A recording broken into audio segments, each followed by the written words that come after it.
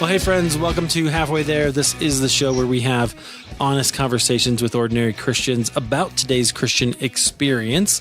And I'm your host, Eric Nevins. Thank you for downloading. If you haven't left us a review in Apple Podcasts or your favorite podcast app of choice, please go and do that. Would really appreciate it. It helps other people find the show.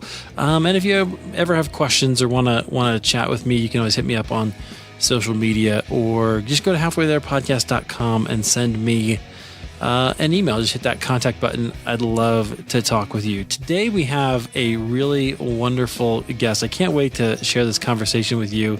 Our guest is the executive pastor at a church called Jacob's Well in Kansas City, and he's also the founder of Story Enneagram, whose message is, you are not your Enneagram type. That's interesting, because sometimes we apply Enneagram a little differently than that. So, they like to say where Story Enneagram is where learning your type is just the beginning of a whole new story. So I'm excited to hear more about that. Our guest is Jim Gum. Jim, welcome to Halfway There. Hey, it's good to be here. Thank you. I am glad to have you here. And I just want to say at the beginning, I don't know if he listens or not, but my cousin, Aaron Long, goes to Jacob's Well. That's how we got connected. And so thank you to Aaron. Mm-hmm. Thanks, Aaron. Yeah, there we go. We'll see if he listens, and I won't tell him that we did that. We'll see what happens. So, Jim, you're the executive pastor there at Jacob's Well. I find Jacob's Well is a really interesting church. Why don't you tell us a little bit about what you do and where you are now, and then from there we'll go back. Yeah, Jacob's Well is a church that is coming on its 20th year, and it was founded in the Midtown area of Kansas City when there weren't a lot of churches that were being founded at that time. And our founding pastor, Tim Keel, just had a vision for a different type of church, a church where we could explore, I think, an authentic biblical community, and a community where we could use the arts in a creative way. Like we have a recording studio in our church, and we have a lot of local artists that help with the worship experience. And it's been a very fascinating place for me to work the past 7 years, and I've really enjoyed it. Oh yeah, very cool. And you're also, as the Enneagram kind of tells us, like you're a spiritual formation guy. How do the arts kind of form us, and how do you guys find that working out at Jacob's Well? Well, I think for us, we take seriously visual arts and what they say about our relationship with God, and there's multiple pathways to grow in our spiritual life, and the Enneagram would teach we're a three-centered being. We have a thinking center, we have a feeling center, and we have a body center, and often church worship is expressed in terms of maybe biblical teaching, and then the only arts that was accepted was maybe choral music, but not as much visual arts and stuff, maybe in the modern expression. And so I think it's the idea of using the whole self and bringing the whole self and experiencing God through those avenues. Yeah, I love that. Okay. So we'll get into some things. I'm sure those topics will come up as we go. Well, let's dig into your story just a little bit. So yeah, I actually don't know where you grew up. Where are you from? Well, I grew up in Kansas City. Moved here a few months before I started kindergarten, and have basically been in Kansas City for most of the past 50 years, except for a time in college in Texas, and then a brief sojourn in Colorado Springs. But I'm a Kansas City, I would consider myself more of a Kansas City native. Yeah, that's great. Kansas City's a cool town. I love it. It's really cool. So we were just talking about being in town for Aaron's wedding, and we got to kind of explore Kansas City. I'd never really been there. It was pretty cool. It was a lot of fun, a lot of really interesting places, and interesting architecture, and but kind of a Midwest industrial feel. Yeah, that's cool. Yeah, so that's my background. I grew up, in terms of my faith journey, I grew up outside the church, And I like to tell people that I only attended a church service 3 times before I became a Christian in 1977 through the ministry of Young Life. So I was the classic disinterested target kid of Young Life, and I knew nothing about faith. We cleaned the garage and made pancakes on Sunday. Oh, wow. So I was just, the beautiful thing about it is I had no baggage. Most of my friends hated church, and I didn't. I was just curious about it. So that was kind of my introduction to faith. I did have a real spiritual sense and a longing, and was kind of drawn to coming to Young Life. I had some very enthusiastic friends who wanted me to go.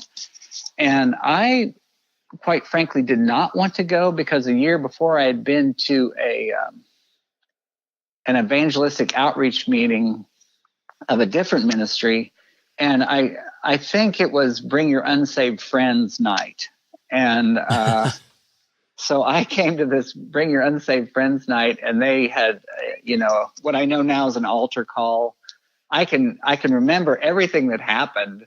I can remember the verses, even though I did not really know the Bible. I remember the verses that were being shared. And I think the young man took me through the Roman road of, wages of sin. We have all sinned. And then we got to the end of it. And he said to me, well, do you understand everything so far? And it was kind of like, I think so, but I literally had no context, no idea of the relationship between God the Son and God the Father, Jesus, nothing, zero. Yeah. And so he goes, do you understand this? I go, I'm tracking okay. And I'm about 9th grade. And he said, well, let's pray to accept Christ. And I literally do not know what to do. I'm there with my friend. I have never prayed aloud in my life. And I kind of say, look, I'm not a religious person. I don't know how to do this. And he goes, well, just put it in your own words. And we're kneeling down next to his bed in this back bedroom, which seems creepy now. But we were there, and I don't know what to do or pray. And then I end up, when I find myself in times of trouble, I'm kind of riffing off just some lines from Let It Be by the Beatles. I really don't know what to pray. And then he tells me at the end of that, well, he goes, now you're a Christian, and tell 3 people that you're a Christian. And, it's like, tell them what? I really, my head is spinning. And so I often tell people that was the time I didn't become a Christian. That's that experience. Oh, it was fascinating. And so a year later, when my friends were inviting me to go to Young Life, I said, I know what that is. They will invite you into a back room and ask you to pray out loud. And I'm not going to do that. Oh, wow. And eventually I relented. And, Young Life was so slow and gentle. And, just wherever you were, it was just the right thing at that right time for me. It's a beautiful part of my journey. Well, that's interesting. You said that you were sort of drawn to spiritual things or curious about the church. Like, what was it that made you curious?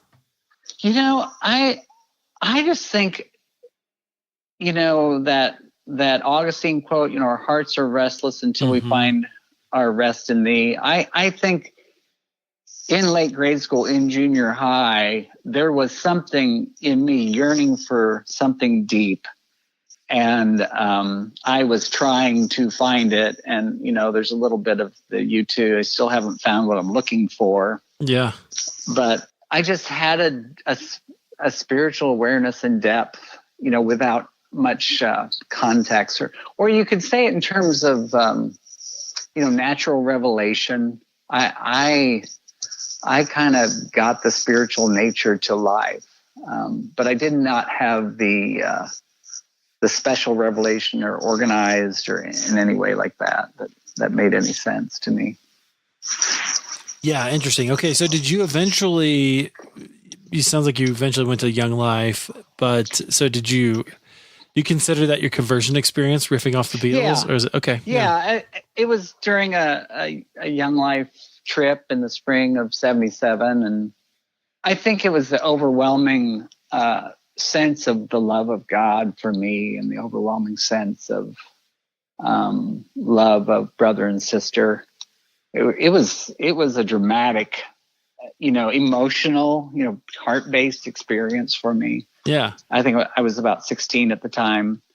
And what was interesting, if you think about what happened to me and how I was drawn in, I'd hurt my back really bad in ninth grade, and or at the end of eighth grade. And the summer after eighth grade, I had a body cast that went from my chest to my knees, and I wore it for 2 months. And they don't do that anymore, but it was it's a time in life when you're really hanging out with your peers and having fun. And I was in a body cast that summer, and really felt like I got out of sync with my friends and wasn't able to play sports anymore. And I kind of had experienced some loss, and eventually had surgery. And it was probably a year period of kind of disappointment. And that was a setup in a sense for me, in terms of kind of that asking questions, spiritual awakening, all that happened. And during that period of time when I basically had no friends, because I was in a body cast or just hanging out, recovering, I started playing the guitar. And that sophomore year when I went to Young Life, they had guitar players up front, and they were high school kids. I thought, well, that'd be a cool thing to do. And it was almost as if my conversion experience and my opportunity to do something with my life, I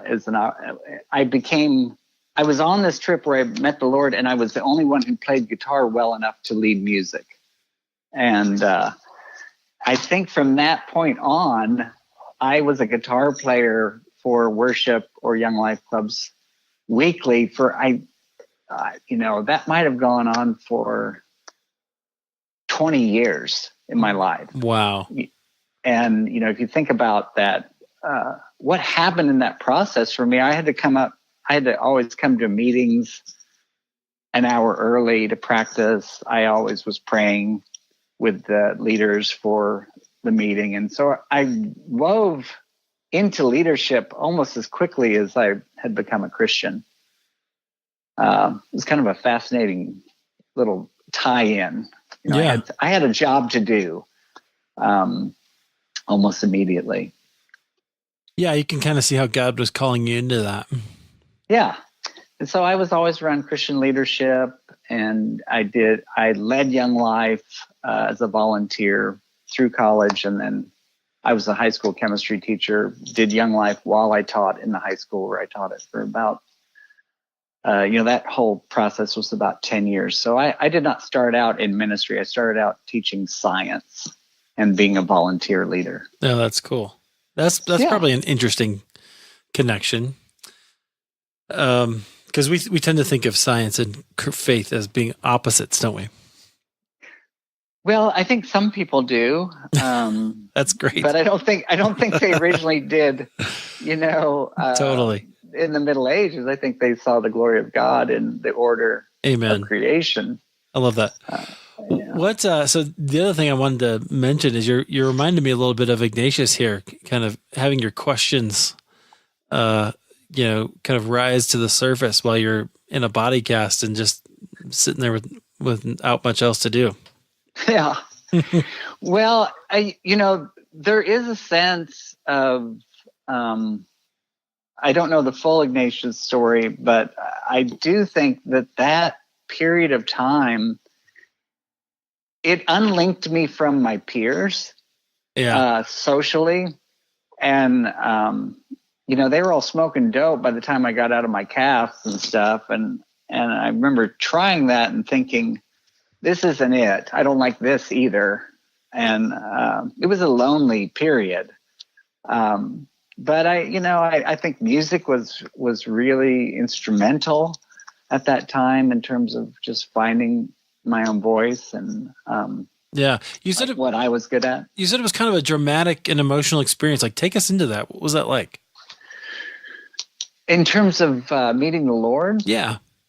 You know, I had gone to the beach. We went to the beach for a week, and we drove a school bus from Kansas City down to Corpus Christi. And we're staying at a Presbyterian retreat center all week. And it was pretty informal. And I think for me, it was just a time that I'd been sitting in a Young Life Club for a year and hearing week after week of messages. And what's great about Young Life, you get like one little topic at a time, you know, like God loves you. We all have a need for God. You know, a Young Life Club talk is pretty basic. And that's kind of what I needed. And then I think what was instrumental was the love of one another. And there was a John Fisher song that was really popular kind of back in the 70s. And they sound really 70s, but it was, "Have you seen Jesus, my Lord?" And there was a line that, you know, have you seen him on the cross? Have you seen him in the ocean? Have you seen him in the creation? And have you seen the face of Christ on your brother? And I think it was actually the community experience combined with the theological experience that was the overwhelming experience of it. So, you know, and there was a time in my life I kept wanting to get back to that feeling of that time on that night, you know, April 10th, 1977. And you never can go quite back there, you know. Yeah. But it was dramatic at that time. And there's a certain part of me that I think the way I am wired is I've had these interactions or episodes with the Lord that have been transformative. And that was a key one. Yeah. That's interesting. So you can look back and see that you have just a bunch of moments, like your times when God's really changed you. Well, and I think of another one, and this does segue into why the Enneagram is important to me. And it was 1991, and I'd been on Young Life staff for about a year. And I remember at that time, it was December, and we went up to this Catholic retreat center about 2 hours from Kansas City. And we were going to do a silent retreat, as in no talking. Yeah. And we were taught kind of some basics about centering prayer, but I don't remember that being used. But we were supposed to try to spend about 4 hours a day in prayer. And then every day for about an hour, we would meet with Brennan Manning, who would act like the spiritual director. Wow. And we just talk about our life. It was a profound experience, just 6 of us. Yeah, that's not you can't just drop that name, Jim, and that's awesome. So you were directed by Brennan Manning. That's fantastic. I stumbled upon it, and what happened in my life that first fall I was on Young Life staff, I was really overwhelmed, and I was overwhelmed with the job. I was overwhelmed with the feeling of I don't know how I'm going to raise this budget. I had been married about 6 or 7 years and had a young child and was feeling inadequate in most areas of my life. And I remember my wife, you know, we just knew something was going on in my journey. And one day I was like, I think I am depressed. I think this is called depression. And I really had no context of that in my whole life. And it kind of surprised me. And I think, you know, the juxtaposition of leading Young Life, which seems like a party all the time. And, you know, you start every year talking about, you know, that God invites you to this abundant life. And I wasn't experiencing that at that time in my life. That was really hard. And, you know, I was really trying to prove myself and was working a lot. And I remember my wife asked me this question. She said, when I would come home from work and I'd say, hey, I just need to make a couple more phone calls. There was always somebody to talk to or something that needed to happen.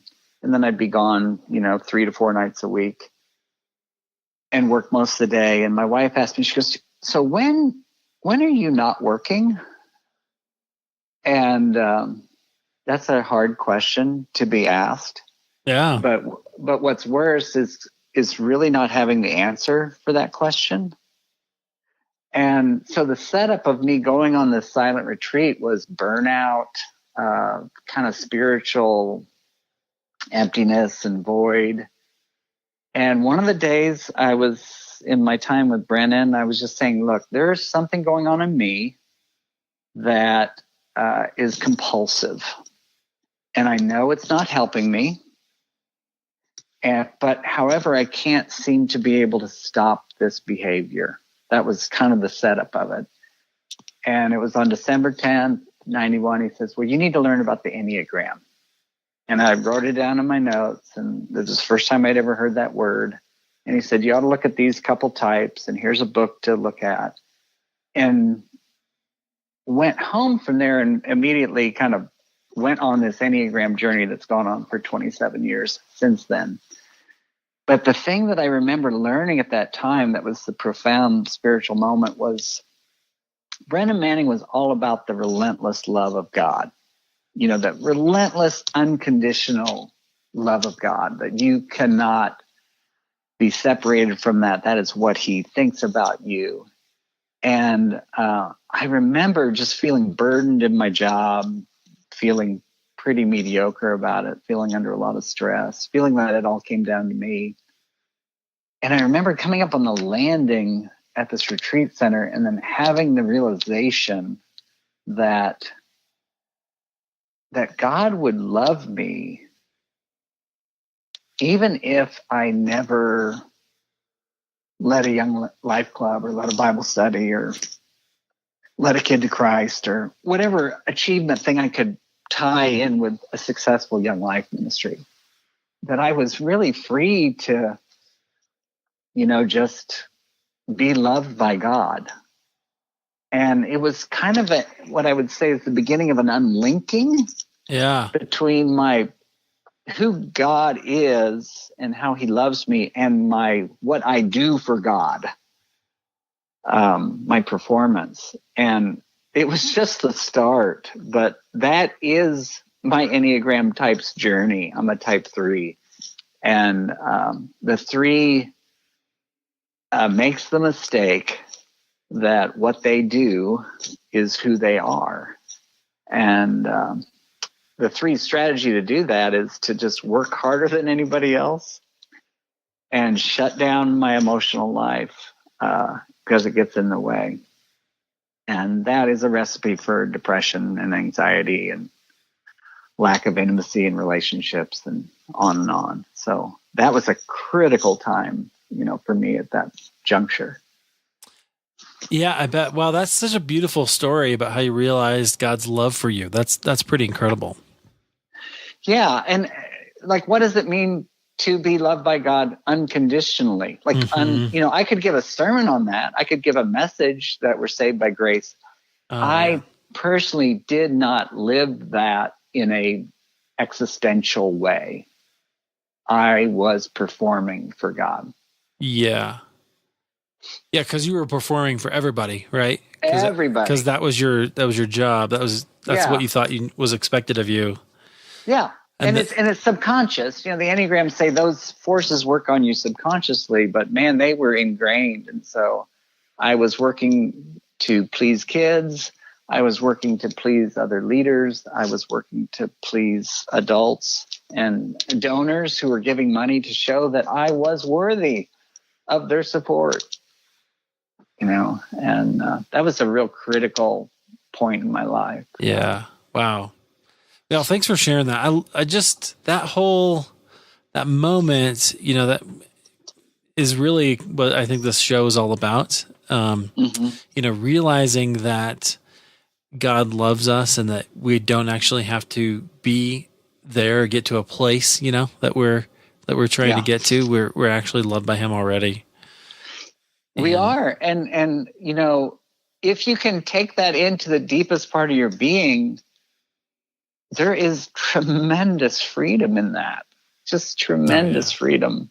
You know, all God wants me to do is show up every day and be present and respond as he would want me to respond with what I have, not with what I don't have. Right. But what I have today. So how did that change how you interacted with him? Well, I think it kicked open the door in terms of, you know, maybe a more reflective, more emotional response, more honest. Also being able to catch for me what are the traps. You know, the trap for my type is to over-identify with what I do.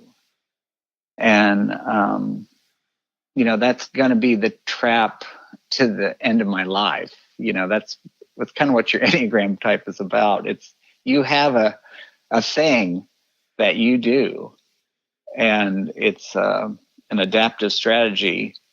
And so, you know, what's the hope for all of us? The hope for all of us is to recognize when we fall into that trap and to catch it before it engulfs us, you know, whatever our trap may be.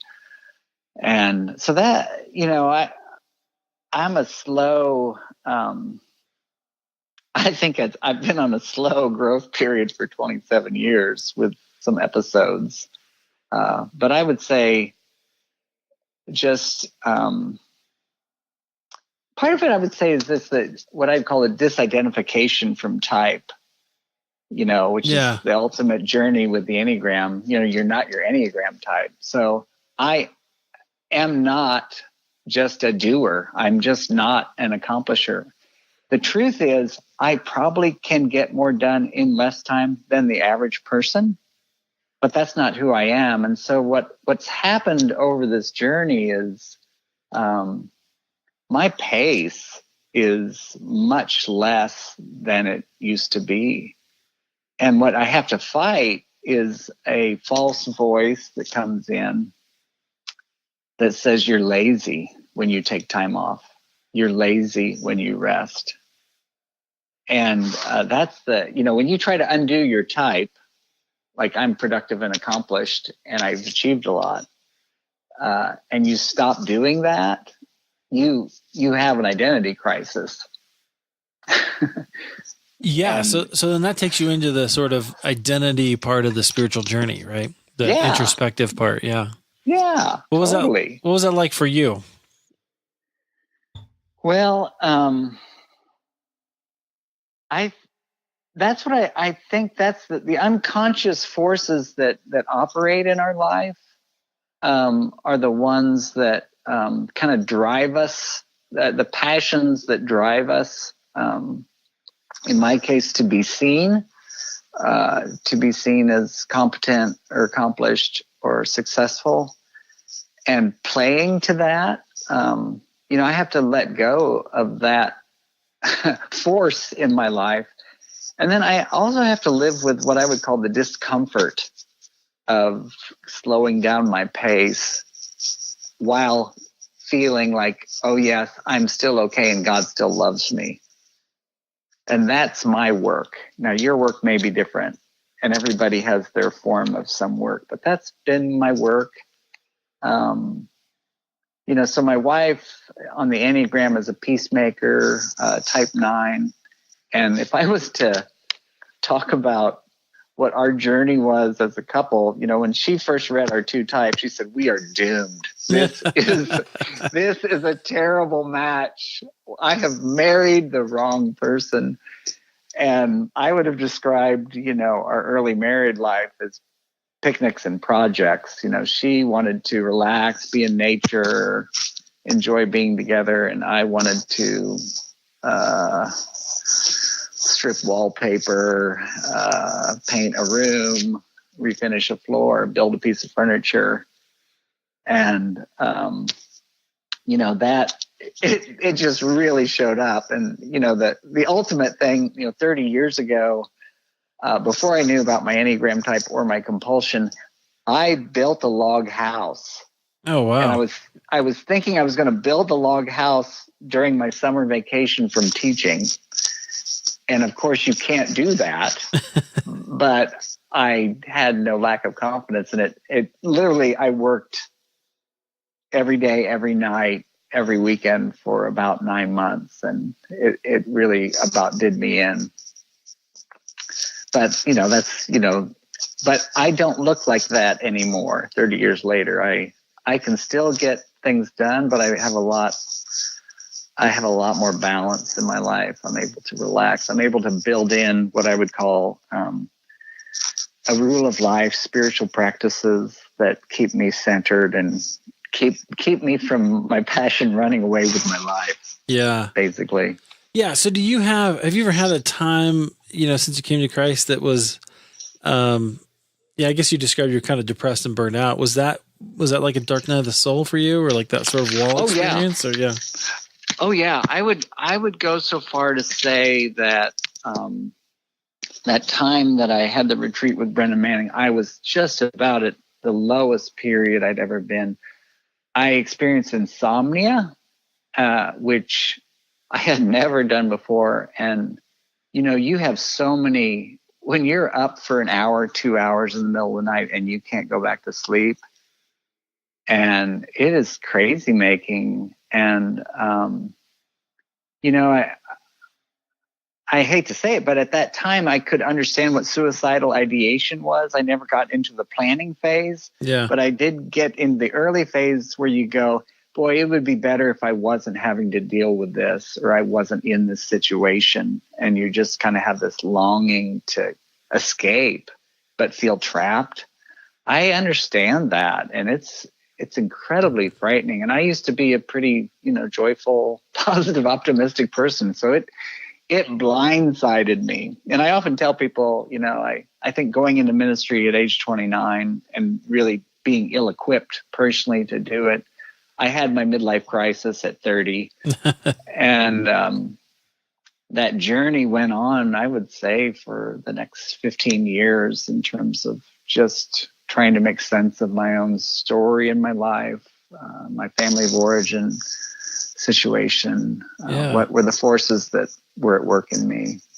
Well, so you said for 15 years. Well, how did that resolve itself, if it did, or like how did you, or maybe a better question is like how did you come to terms with that with the Lord? Yeah, I feel like I'm just a person who's been in the game, and I think it was in the period of time, I think from 2006 to 2009, where the differences in how I am and how my wife is wired, and really our inability to connect on a significant emotional level. Now, by then, we had 4 boys, and we had very full lives. And there was a time, 12 years ago, where we've been married about 22 years, and my wife, this would be another like come to Jesus moment, but she basically said, hey, I think I've taken responsibility for all I can take responsibility for. And I think that there's some work that you need to do. And if you can't do that work, I don't think we can have a marriage. So wow, yeah. That's a wake-up call. That's like, okay, this is it. Oh my gosh, the way I'm living my life is not working. And so I'm telling you, it's been a slow journey. Yeah. And I took time off immediately, and went through all of the phases in terms of thinking, being mad at my wife for making my life difficult, be wanting to just run away from everything, like that's going to be a solution. But that, that thought goes through your mind. And then a little bit of like, you've messed up your whole life. What have you done? you're an idiot. Yeah. And then the fourth option is just, well, I could try to do some work and maybe tell myself the truth. And there's this Jungian quote that I really liked that was very instrumental at the time. Carl Jung said, "It's a horrible shock to become acquainted with oneself." It's a horrible shock. And I think that's what I experienced that time, was a horrible shock. Oh, wow. Went to a spiritual director for about 10 days, and just, every day was sitting with myself with this very kind director, and was at this point in my life where I didn't like myself. And it's really hard when you don't like yourself, because you can't get away from yourself. You're just with yourself all the time. Right. And it was kind of this unmasking of vanity, unmasking of how much I have paid attention to how I'm seen by others versus, just being an authentic person. And really had a profound, another seminal, profound experience in my life that was like a visitation from Jesus. I don't know how else to say it, but that's what happened during this time. And it's kind of that healing of knowing that you're the beloved. For me, it's the verse when Jesus is baptized and he comes up out of the water, and the voice from the heavens said, "Behold, this is my beloved with whom I'm well pleased." And the context of that for me, as my type, is, okay, this is about the beginning of Jesus' ministry before he'd done anything, before the miracles, before the followers, before everything. And that perspective for me is the message I need. Behold, this is my beloved with whom I'm well pleased. That is the starting point for my spiritual foundation.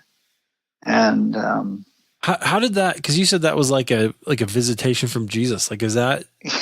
I mean, tell me about that, because that's, Well, I was in a pretty, desperate place, and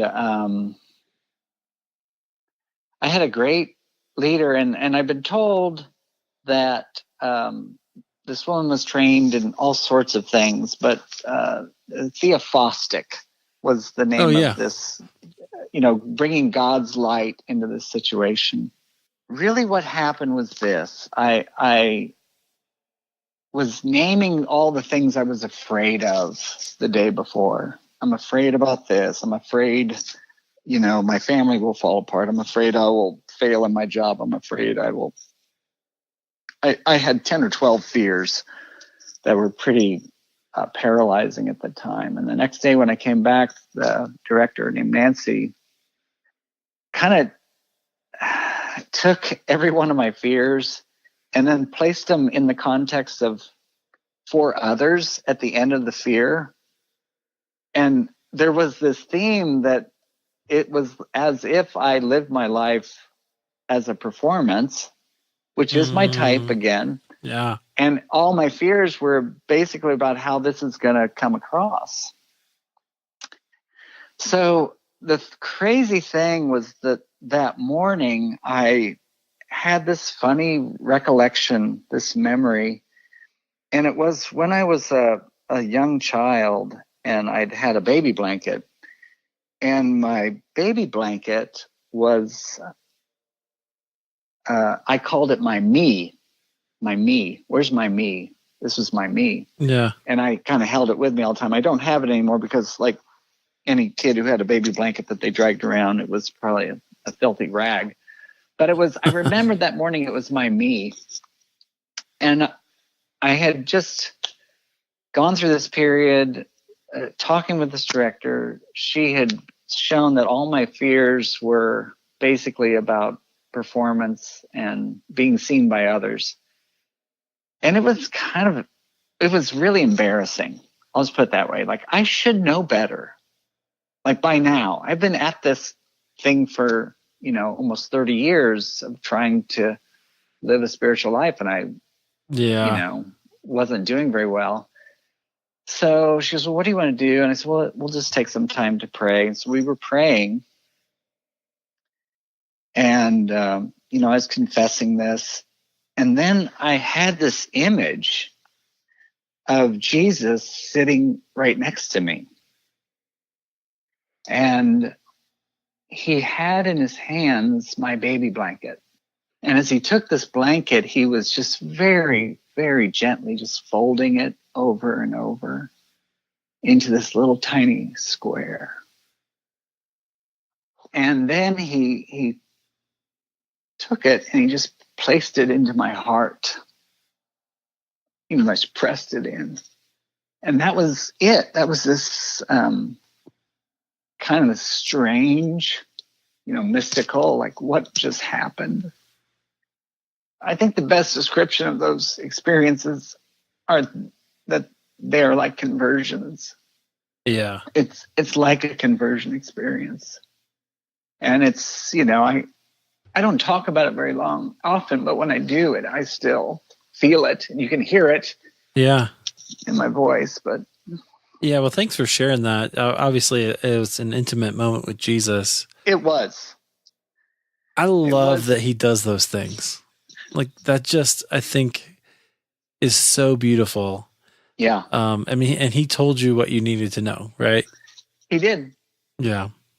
He did. And so I would say that episode that's now coming up on a little bit over 12 years ago really was the beginning of healing of my heart, healing of my marriage, healing of my relationship with my kids and friends, and partly just integrating me back as a human being, Yeah.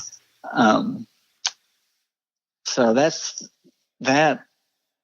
I really can look at my life as kind of these episodic, profound encounters. I think encounters are the right word. Yeah. For all those things, that I had an encounter with Jesus, and I'm a heart type, and that's what I know from the Enneagram too. A 3 is a heart type. Yeah. And I'm very emotional.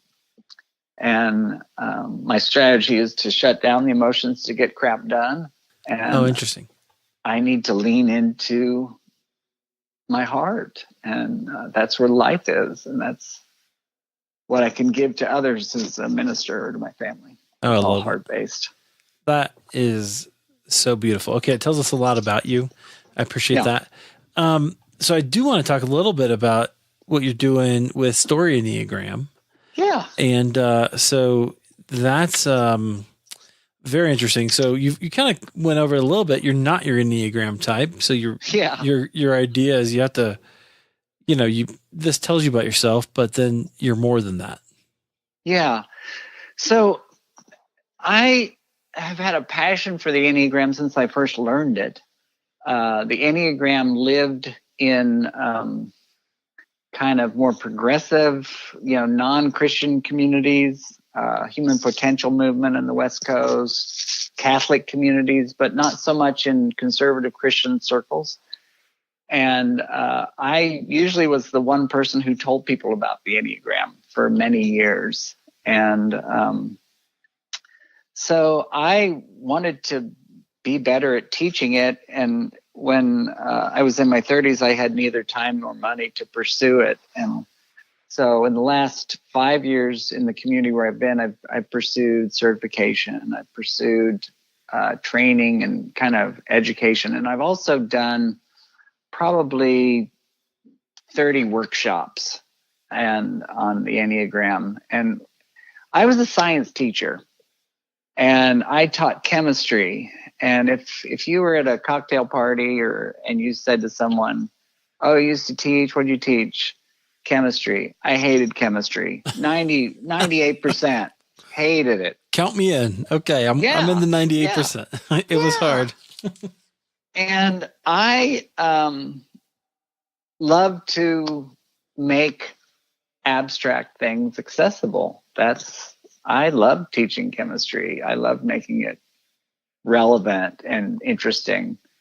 And my whole work with Young Life was taking the gospel and making it accessible and relevant to adolescents who were not interested in spiritual things. That was my whole journey there. And so what I realized as I've taught the Enneagram, that the Enneagram is simple. There's only 9 types, but it is very nuanced and very, there's just a lot to it. And so what I've worked on really the whole journey is like, how do you explain the Enneagram in a way that people can grasp, that doesn't overwhelm them, and that can make a difference? So if you heard my story, my whole journey personally is about personal transformation.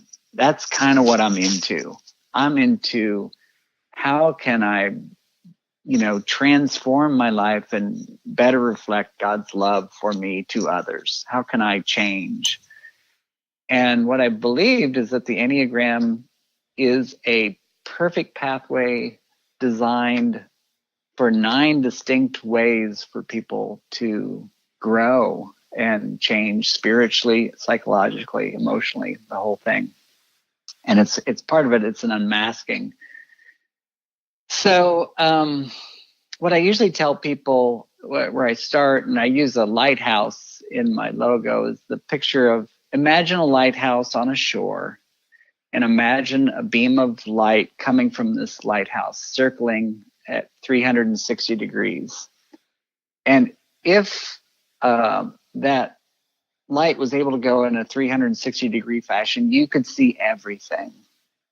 But the Enneagram teaches that we have a light and a beacon, but it stops. It fixates on one little slice of reality.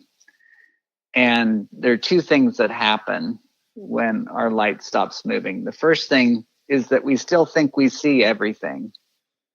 But the truth is that there's these shadowy areas of our own life and others that we either cannot see or we're unwilling to look at. And the second one is that we believe that everyone else looks at the world the same way we do. Oh, totally. And that is not true.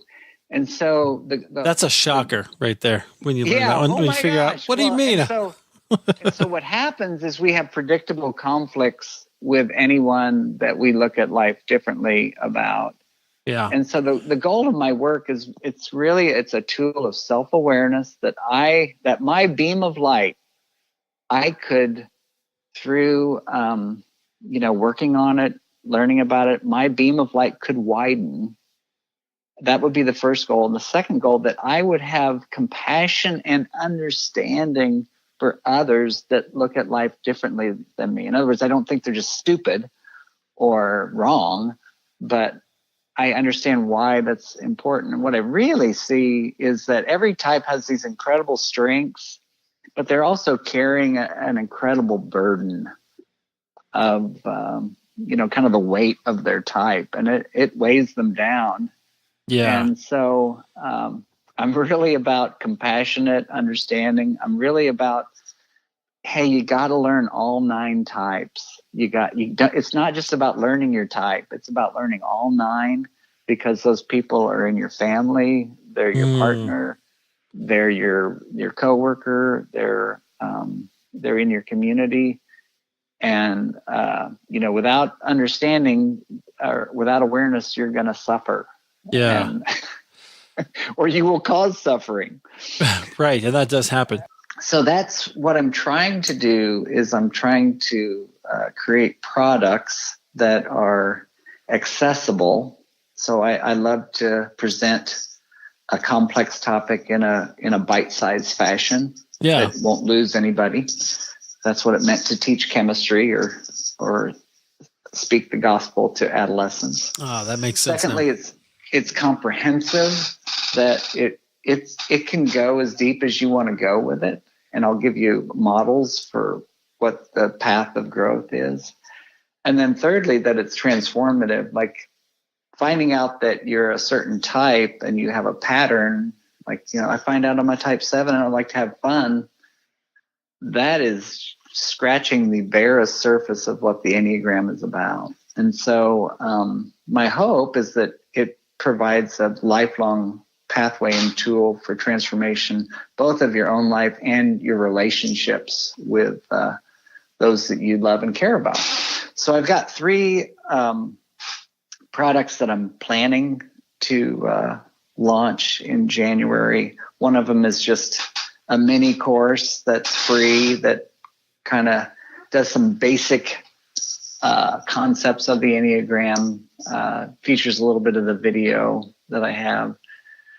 These are video streaming courses, and they're set up for either individual study, but ideally for small groups, so that you could stream the video that features both my teaching and panel videos, and teach concepts and ideas. And you get to hear, when you learn about type 6, you'll get to hear from 3 people who are type 6 talking for 20 minutes about their experience. Well, that's worth more than any book.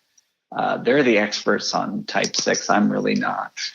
And so it's pretty engaging, and it's all in bite-sized chunks. So I have a 4 session course that probably is 3 45-minute lessons with 45-minute discussion questions. So it's kind of a month long. You could do it weekly, and just an overview of the Enneagram. Features about 5 minutes of panel videos per type. And then I have a 10-week more robust course that not only talks about each of the types, but each type in depth, 20 minutes of panel videos per type. And then also what I call kind of some bonus material. So how to really use the arrows, what the wings are really about, looking at concepts like type bias, which is, what does it mean when we like certain types and we don't like other types, and what does that mean about us? Yeah. What are self-referencing types and other referencing types? What's the role of the instincts? What are subtypes about? That gets explained in this 10-week course, and it's also set up like 45 minutes of video, 45 minutes of discussion. And it's really set up so that if you were to have like a small group in your home, and you have, let's say, 10 to 12, 14 people that are around there, if you're doing type 4 that night and somebody in your group goes, "Oh, I'm a type 4, they need to hold court in the discussion. They need to be the star. They need to talk about their experience, and people need to ask them questions so they can deeply understand that type. Or what happens also is people go, "Oh, my brother was a 4. This is my experience of them." And there's no shortage of discussion material once you've watched a lesson. Yeah. Somebody. And so what I've been doing is I've been teaching the Enneagram for many years, and I realized what not to do. So one of the main things I learned not to do is you have to build the concept slowly. But most Enneagram teachers will start with, let's say, type 9. They go, "This is type 9. It's a peacemaker. And when they're healthy, they go this way to this number. And when they're unhealthy, they go to this way to that number." But you don't really know those other numbers yet. And so you can get people lost on the Enneagram so quickly. And the other thing is, a lot of times you'll hear a presentation about the Enneagram, and you'll try to do the whole thing in an hour. And we do not have the capacity to keep track of 9 things in an hour. Yeah. And so it just by the time you hit the 5th one, you're kind of tired and it's blurring. And so both of these are set up where you're only doing, in the short course, you're doing a center at a time, and it's all based around centers, the 3 heart type centers, trying to understand the themes of those types, the 3 head type centers, the 3 body type centers. And then the big course really takes the time and really goes in depth with each type, and that kind of goes underneath the hood and the motivation. And then there's some really surprising things about the types. So Type 5, the thinker of the observer, is paradoxically the most sensitive of all the types. However, they appear to most people as kind of almost stoic and emotionless, but that's not the truth about what they're really like. So that's another thing that I really like to bring in and really call people to really their truest self, that they could be free to live that out. Yeah, which is fascinating. It is. Great. Well, that goes definitely with your mantra of where learning your type is just the beginning of a whole new story. It's just the beginning. And what happens, a lot of people that I'm really grateful for how the Enneagram kind of hit a tipping point the last couple years. Yeah. And I don't have to be the one to introduce it to people, which is great. However, I think it's a little thin sliced. It's in the caricaturization a little bit, or it's kind of missing the essential thing, or it can be abused, and you can just put people in boxes. So, you can say, oh, okay, you're one, you just always have to be right. And that, without understanding what's going on with the one, that's a real painful message to them, because ones have a real strong inner critic, and they're the most self-critical. And if you see them as like they're always correcting you, you're missing like the burden that they have, where they're really fighting this inner demon of this inner critic that always points out the mistakes that they're making. And that's really hard to live with. Yeah. So my hope is to take advantage of the popularity of the Enneagram, but really call people to go much deeper with it for their own sake, and especially to have compassion on other people and really grow in their love and appreciation for them and heal relationships. I'm convinced in my own family, my wife's a 9, I'm a 3. We have 4 boys. One's a 4, one's a 5, one's a 6, and one's an 8. And there were some pretty classic, Enneagram conflicts in there that have been healed by understanding and appreciation. Oh, I love that. Okay. Well, friends, if that sounds appealing to you, something you'd like to check out, absolutely head over to halfwaytherepodcast.com, where we've got links to Jim's website, or just go straight to storyenneagram.com. You can find everything there, his courses, and everything that he just mentioned to take you deeper with Enneagram. Jim, anything else you want to leave us with as we wrap up here? It's been a delight to speak with you, Eric, and it was fun for me to remember some of my own stories that were really seminal. So I appreciate the opportunity. That's awesome. Thanks for being here. I appreciate it. And friends, once again, halfwaytherepodcast.com. You'll find links to everything we talked about. Thanks a lot. Thanks, Jim. Mm-hmm.